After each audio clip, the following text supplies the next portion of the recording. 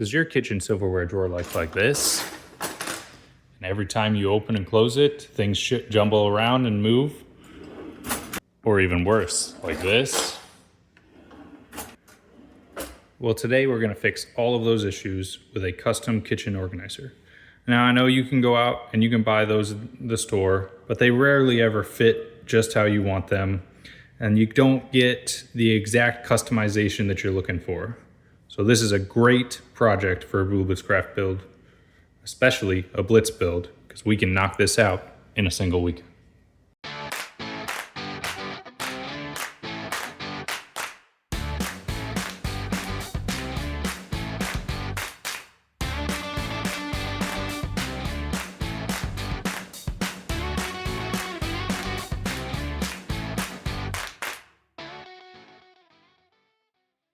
In keeping with the core spirit of the Blitz Builds, you won't need a whole lot of tools to be able to do this project, but there are some quality saving ones that will save you time and effort that I might be using.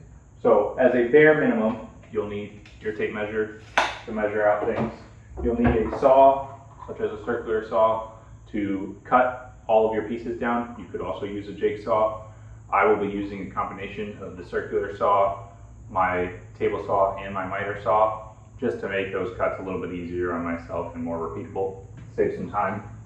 And then for joining, you're gonna need some type of wood glue. I go type 1-3, either an air nailer or a drill and driver combo to use screws to mechanically fasten this together and hold it tight.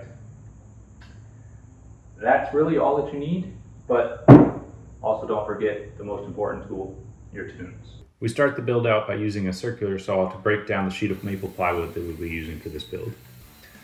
I used an edge guide I made for my circular saw to keep the cut perfectly straight. If you're only using a circular saw, you could go ahead and rip down your strip to their exact width right now. I decided to cut a single large piece with the circular saw and then switch over to my table saw to cut the individual strips. You can see I'm using blue painter's tape here as I'm cutting across the grain of the plywood. For anyone unaware of the blue tape method, it's a tip for minimizing tear out when you are cutting things like hardwood veneered plywood, where the ultra thin exterior layer is prone to tearing and chipping on the cutting edge. The tape provides just enough rigidity to the edge of your piece to cut back on the tear out while avoiding leaving a sticky residue on the surface of your workpiece. Next, it was over to the miter saw to cut my strips to the appropriate lengths to match the dimensions of my drawer and silverware. A couple quick cuts here and a few pencil marks there, and I had all the pieces I needed for this build. Now for the joinery. This isn't anything fancy. It's going to sit inside your kitchen drawer, so you aren't really going to see any of the exterior sides. I started by doing some pocket holes for the exterior pieces of the build.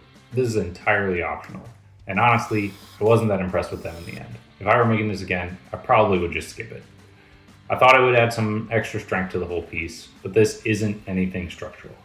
There is not going to be any weight on the piece once it is installed. It's just dividing the different utensils and silverware into different bins.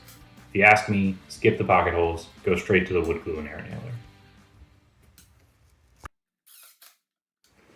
Now for the rest of the joinery, wood glue is going to be more than enough strength to hold this little organizer together inside the drawer. I'm using a 23 gauge pin nailer during the glue up just as a means to keep the pieces aligned while the glue dries.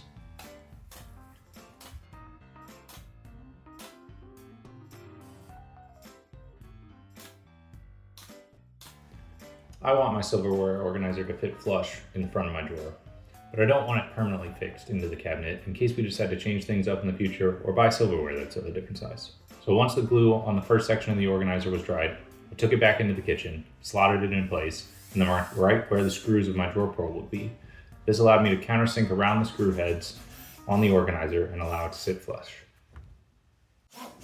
With that done, it was onto the second row of the organizer. More glue, more nails, and of course, more tunes.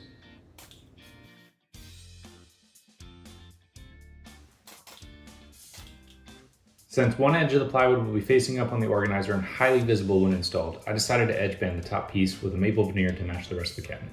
You can buy these edge bandings online and they are extremely easy to attach. They come pre-backed with glue that allows you to iron it on, and they are slightly wider than the thickness of the plywood, so you can just trim off the excess with a razor and get a perfect fit. Once the full organizer was assembled and fully dried, it was time to finish the piece. Now, normally I'm a big fan of either wiping on some Rubio, brushing on a varnish, or if it's a large piece of furniture, busting out the spray gun to coat everything.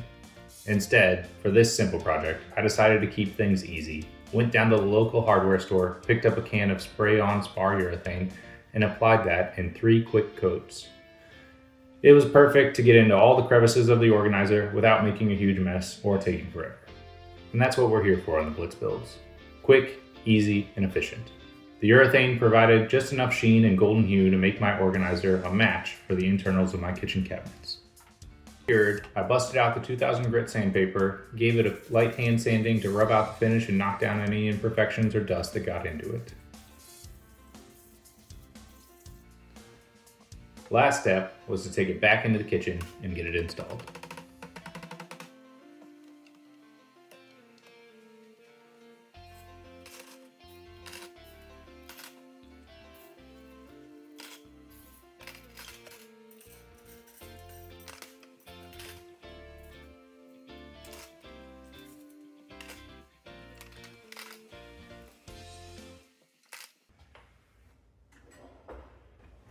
Well, there you have it. You watched us build this kitchen organizer, and we're happy you stayed to enjoy the entire build and hope you learned something that might be useful for you in the future. What's really great about these types of organizers is they're so modular and able to be applied to many different situations. So while you saw us build this one, you could just as easily, in another weekend, go out and build yourself a pots and pans organizer or a desk organizer or whatever you really need to get organized in your life. So if you really like this, please like the video or give us a subscribe and or comment. And I hope you stay tuned for future Blitz Builds. Thank you.